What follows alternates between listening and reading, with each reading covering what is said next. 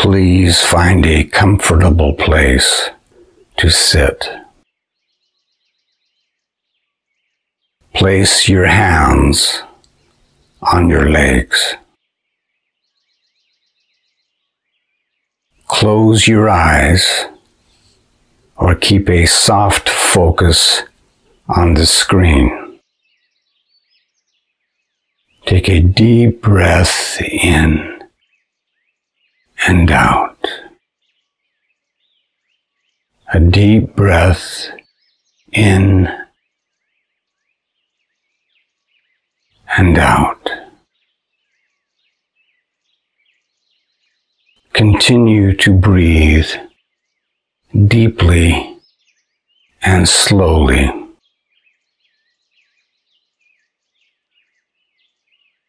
Feel relaxation flowing down from your head into your neck, into your shoulders, down your arms, and into your hands and your fingers. Relax down into your chest, into your stomach, and down your legs, into your feet. Continue to breathe deeply and slowly.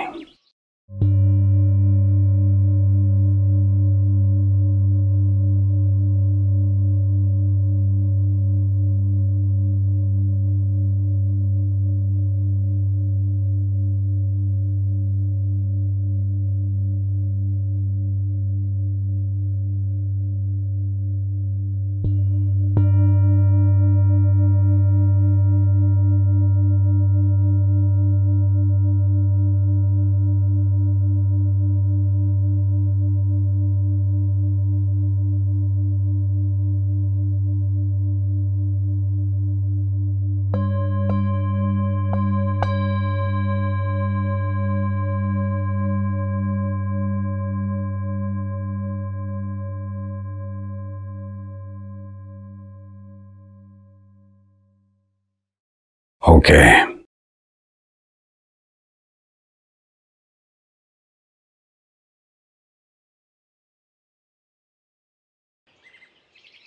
Welcome to the 6th lecture of my happiness class. The topic is flow, reverie, and peace of mind. In decades of research into what people consider an optimal experience, Mihaly Csikszentmihalyi discovered a state he calls flow and wrote a book with that title, which was published in the early 90s. His understanding of the state of flow, which he goes into some depth, but it is probably easier for most people to understand it with the phrase being in the zone, which is used in sports and a state that is associated with enhanced achievement and performance. Flow is similar to that, but it goes much deeper. In the state of flow, quote, one acts with a deep but effortless involvement that removes from awareness the worries and frustrations of everyday life.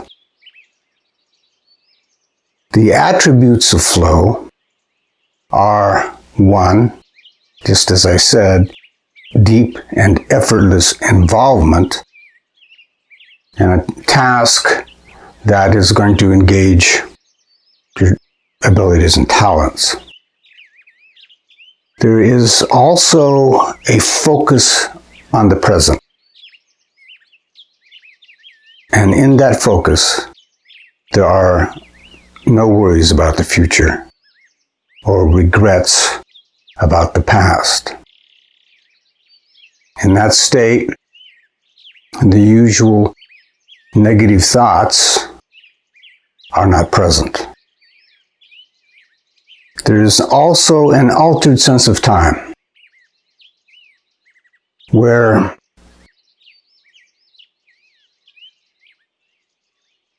hours can go and feel like minutes, or vice versa. Time is subjective. Our sense of time does not come out of the time of a clock. And of course, everyone has noticed this, that there are times when hours go by and it seems like minutes, or times when you're doing something relatively unpleasant and the minutes just seem to drag. The time seems to be running so slow. So a subjective sense of time, but this is especially true apparently in a state of flow. There is a loss of self-consciousness. In other words, the story about me is no longer playing in this feeling of flow, in this state of mind of flow. There are no thoughts about the self. That means there's no ego in that experience. The ego no longer plays a role. No concerns about yourself, your sense of worth. You're not thinking about yourself.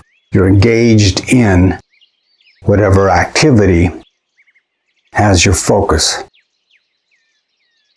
There's also, apparently many speak of, in this state, they feel like part of something larger than themselves.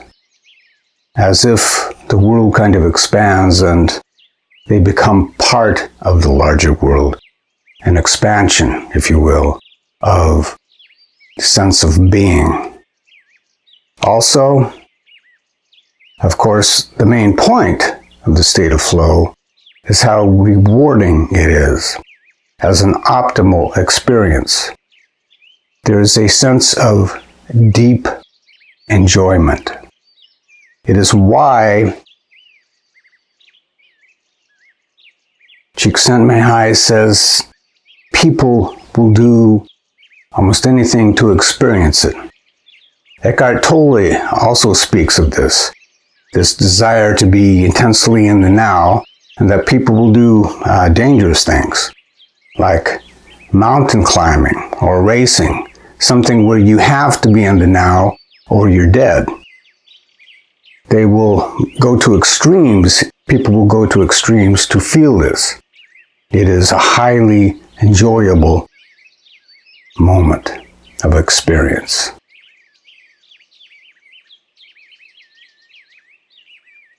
Csikszentmihalyi says that people find this in engagement and being absorbed in something. Something is going to take enough of their attention that they have to be there now. But these aspects of flow can also be found in the state of reverie, where you're not actually doing anything. You're not absorbed in any task. In fact, it's just the opposite. Jean-Jacques Rousseau described it as the feeling of existence, as of peace and contentment. And I speak about Jean-Jacques Rousseau because he wrote a book with the title Reverie. Rousseau was the most famous political philosopher of the 18th century.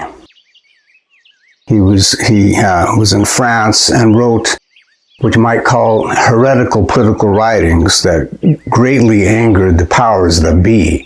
And it's because of this that he spent much of his time staying ahead of the authorities who would arrest him and living with other people.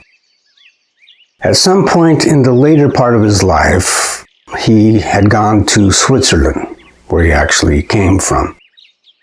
And there he had nothing much to do except go for long walks in the woods, and to lay in a boat on Lake Bienne. And there he experienced something so important to him that he wrote a small book about it, Reverie. I'm going to read a long quote out of that book. If there is a state where the soul can find a resting place, secure enough to establish itself and concentrate its entire being there, with no need to remember the past or reach into the future, where time is nothing to it, where the present runs on indefinitely, but this duration goes unnoticed, with no sign of the passing of time, and no other feeling of deprivation or enjoyment, pleasure or pain, desire or fear, than the simple feeling of existence. A feeling that fills our soul entirely. As long as this state lasts, we can call ourselves happy, not with a poor, incomplete, and relative happiness such as we find in the pleasures of life, but with a sufficient, complete, and perfect happiness which leaves no emptiness to be filled by the soul. He described this feeling as feeling self-sufficient like God. Self-sufficient like God. That certainly sounds appealing to me. Feeling self-sufficient like God. I want you to notice, though, that in this description of Rousseau, what he calls reverie, that the attributes are very similar to flow. There's the lack of consciousness of self. The lack of consciousness of self, and this, once again, the ego is gone. There's the being present without awareness of the past or thinking of the future. There's also this altered sense of time, that the present goes on indefinitely, he says. And of course, there is this deep enjoyment, a state that would be described perhaps as blissful. Reverie, let's say to the extent that he experienced it, is probably his awareness that was different. But we all experience this, almost all of us, I believe, experience this in a number of ways. Maybe not to the extent we're not exactly always aware of it. But you can find a similar state, what he's talking about, by walks in the nature. That just simply sometimes that you are kind of captured by what you're seeing, the feeling of serenity in nature. You can find it in stopping and admiring a sunset or sunrise. People will find it in gardening and fishing and just spacing out on summer days. Some of my fondest memories of my childhood were those days when I was spacing out in the summer day. I always had these pictures in my mind of waving fields and kind of quiet sounds of insects and people talking perhaps, but very pleasant, relaxing days. You can also find this by being absorbed in music. Listening to music and you're completely into it. That you can also feel this sense of relaxation and enjoyment. And in that moment, once again, you're not thinking about yourself. You're absorbed in the music. Some people will find it in dancing and other types of activities that they simply enjoy and really get into and stop thinking, which is the key here. When you stop thinking, this state can arise. And you can find it, as I said, in all kinds of ways. Some repetitive tasks, raking the lawn perhaps, or washing the dishes, something where you simply stop thinking about what you're doing because it's so repetitive, and you can feel this state, at least to a degree. So we all can feel these moments of reverie, if you will, which is similar to the state of flow. Flow supposedly comes about from being engaged in a meaningful task. Reverie comes about by not being engaged. But they have the same attributes. It's the same state of mind, if you will.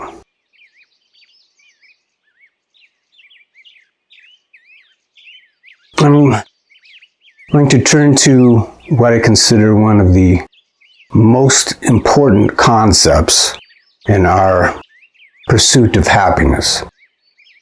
It is peace of mind. A state of mind that is completely untroubled.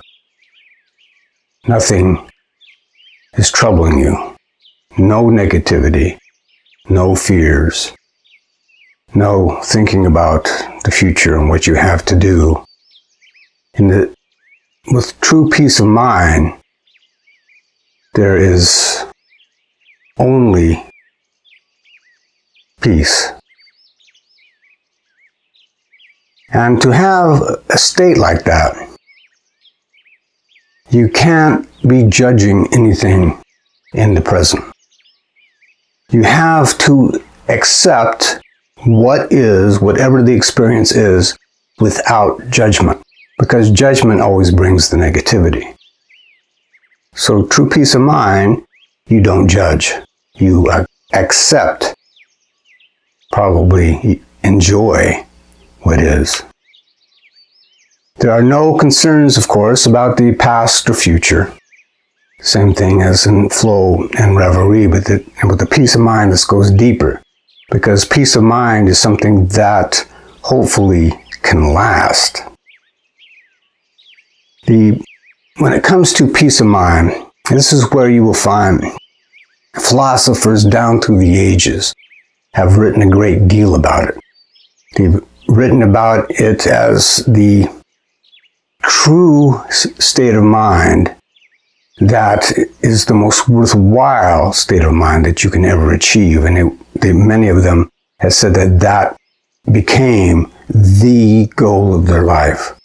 Peace of mind, the highest achievement of feeling. And they would say there is no state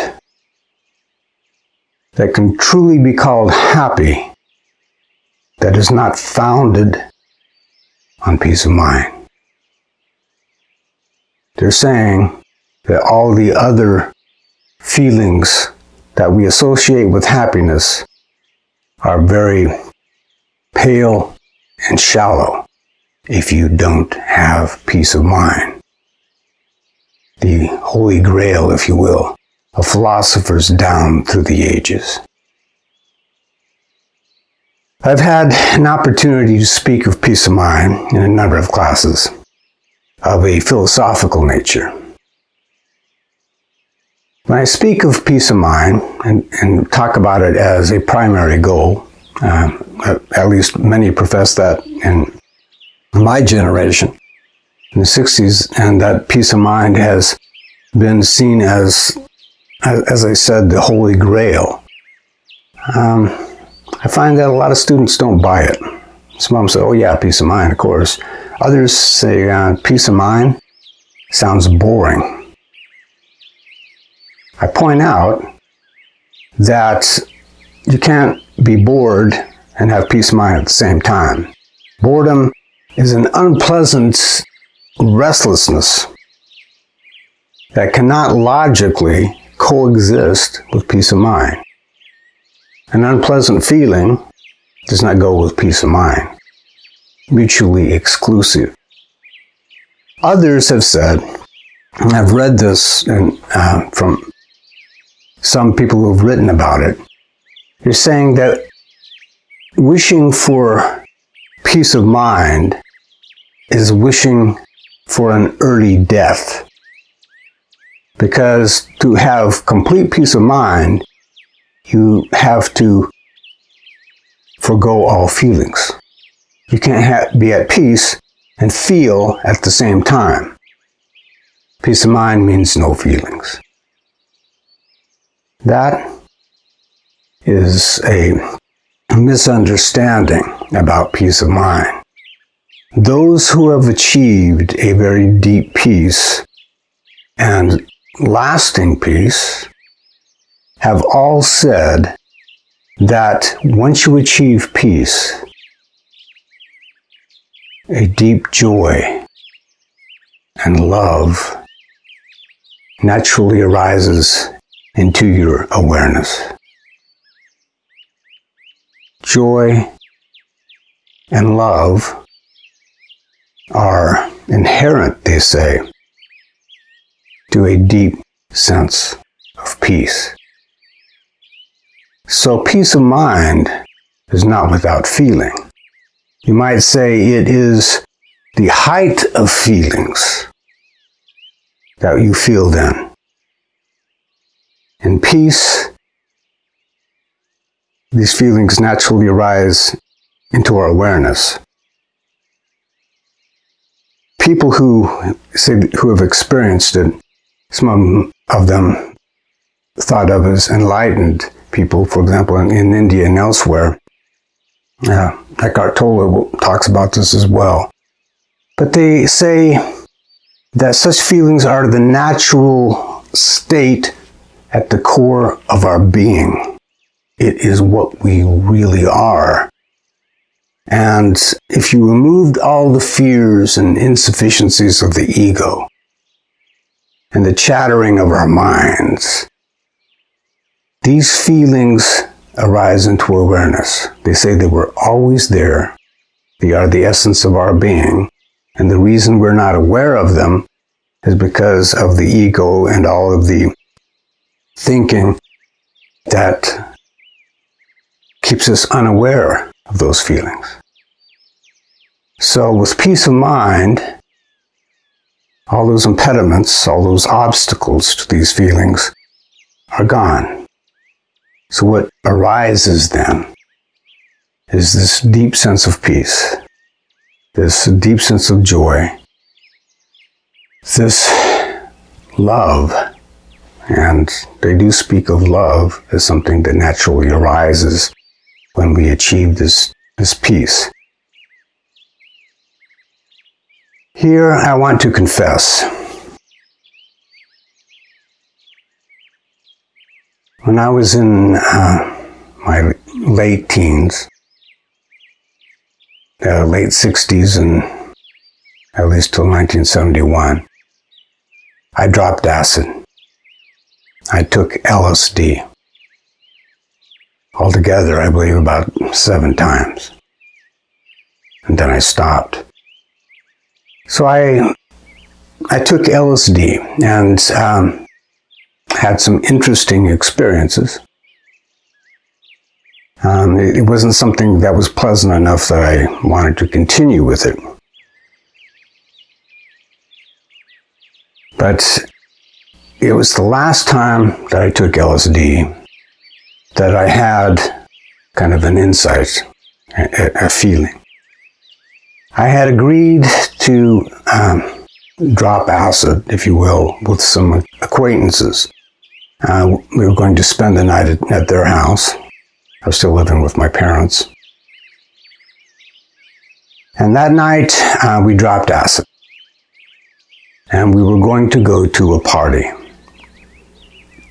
And on the way there, I was sitting in the back seat of the car, and time just slowed down. It was as if I could hear the pistons slowly pumping. And a state of peace came over me that was blissful. It was the best feeling I had ever felt. This deep state of peace. Now, one part of my mind, I'm sure it was the ego, was saying, dude, you just took an illegal drug. You might go to jail. The other part of my mind said, I don't care. If I can keep feeling this, I don't care where I am. Now, I never dropped acid again after that. I understood that it wasn't the drug that was truly causing it, and drugs come with a high price, if you will. So it wasn't the drug, but one of the main things that came out of this experience is I knew what I wanted in life. I wanted peace. I wanted to feel that again. So when it comes to feelings, I had my focus on peace of mind. I had felt it. It was grand. And I knew that that was going to become something I would strive for, if you will, into the future, to somehow get that back. Not through drugs. I knew it was going to take some mind training to get there.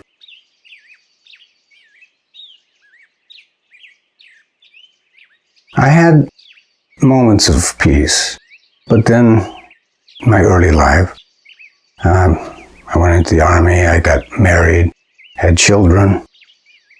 Children's have a lot of emotional rewards, but peace of mind isn't usually one of them. It was into the 90s that I had some experiences.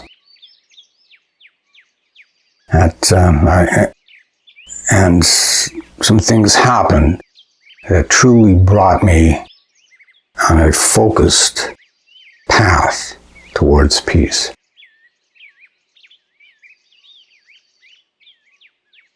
Peace of mind, though, has so many obstacles, as you probably know yourself.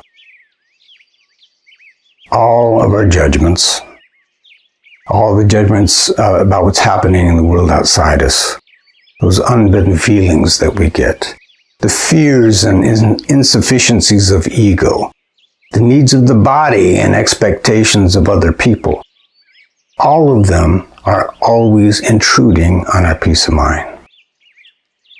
They rob us of peace, and they seem to be more or less constant. Whatever moments of peace we find, we always find something to take us out of it.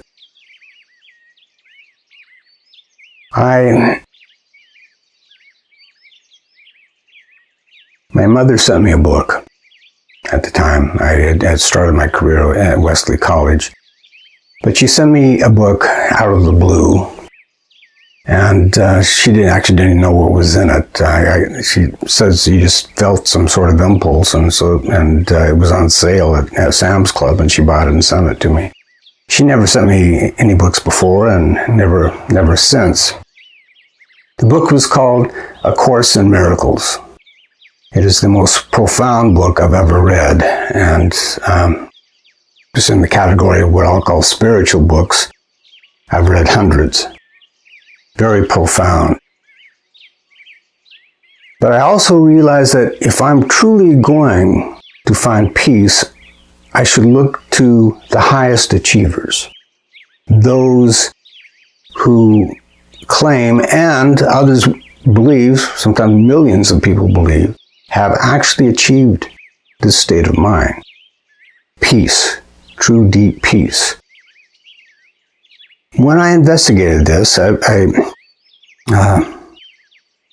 of course, went into A Course in Miracles. It's a channeled work, a spiritual one. And it laid a basis for understanding the requirements of what it would take to actually find peace. And what I found is that all of these others, the masters from India and many others who many believe actually had achieved it, they all said something a little mind-blowing. They said, all these things in the world that are taking your peace away are illusions. They're Maya. They're a dream. Buddha was asked, what are you? He said, I am awake. Awake from what? But there's unanimity among what I will call the highest achievers of peace of mind, that what we think is the world and life is not real. And they say that they directly experience, not just a belief, a direct experience, that reality does not include our body, that we are spirit, and that the experience of being a body with all of its problems, with the sicknesses, with all of its needs, with the inevitability of death and the loss that we experience, none of that is real. And that is the basis of their peace. They say what they experience directly, this spiritual reality, which everything is completely okay, is peaceful, is pure love. They say the awareness that is always there is what we are and always will be. But this awareness that we have is not individual. It is shared with everyone and everything. So this is a bit of a mind-blowing understanding of reality, if you will. But it actually points to what may be the only way that we can find true peace, to let go of all those things that prevent us from feeling peace. And in the preface of A Course in Miracles, it says, nothing real can be threatened. Nothing unreal exists. Therein lies the peace of God. Pretty profound, and that has become my path, and I have gone rather deep into this. I found many channel books to be somewhat shallow. I found other writings and philosophies that I think are very positive and can bring people greater happiness, but still shallow. It's a belief in a different reality, if you will. Still, it's not easy. There are reasons why we feel as we do, and they say there are reasons why we are thinking that we are a body on planet Earth. And those reasons have to be worked through. So in some ways, you can say that peace is a distant goal. Although many more people are speaking about awakening these days, of achieving this realization of a deeper reality where all the worries of our earthly lives disappear. We can learn to experience a deeper peace, and I'll talk more about some of the means of achieving a deeper peace. And I'm not just going to talk about, A Course in Miracles and this idea that it isn't real. I'm going to speak of ways that you can believe whatever you want to, but there are different means. But I will speak about them when I get into the means of happiness, which you can do to find more peace without changing your beliefs about reality. But here's my advice for now. Notice the moments of relative peace. Time when you just feel somewhat at peace. I spoke about, these summer days that I would experience. Moments when you just stop thinking for a while. Such moments seem unimportant to the ego. The ego is saying, well, this is a nice pause. But let's get back to doing the more important things. Okay, take a break. Let's go do something important. But notice those moments of relative peace. Be aware of them. Enjoy them. Those moments are the important things.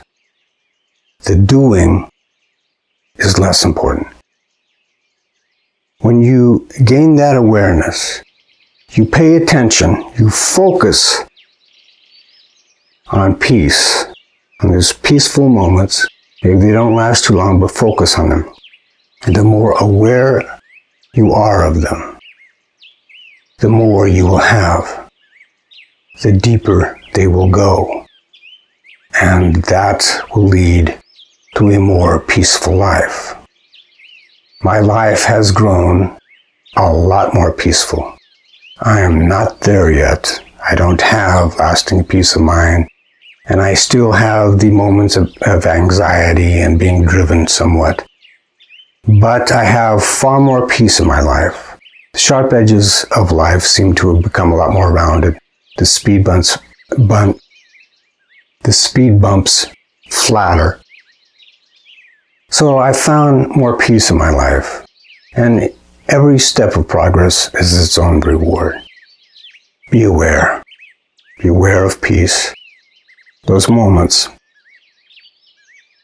they are the important thing.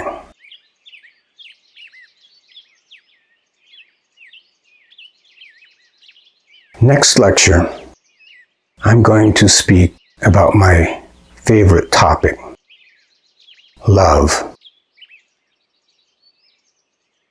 I wrote a book, a philosophy of love, called The Love Star in the 90s. And I came up with my own theory of love. And so you're going to get something unique next lecture. My own theory of love, and no one else has heard it. May you find peace. Namaste.